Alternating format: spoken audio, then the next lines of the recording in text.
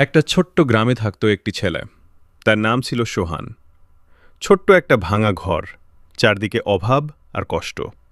সোহানের বাবা দিনমজুরের কাজ করতেন, আর মা মানুষের বাড়িতে কাজ করতেন।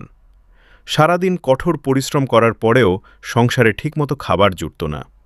অনেক রাত ছিল, যখন শুধু পানি খেয়েই ঘুমিয়ে পড়তে হতো। কিন্তু এত কষ্টের মাঝেও সোহানের চোখে ছিল একটা বড় স্বপ্ন।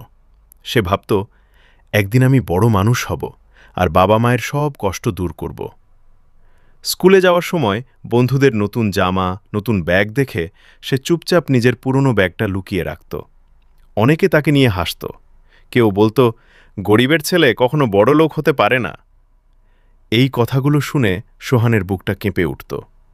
কিন্তু সে কখনো ভেঙে পড়েনি। সে মনে মনে বলতো, আজ আমি গরিব, কিন্তু একদিন আমিও সফল হব।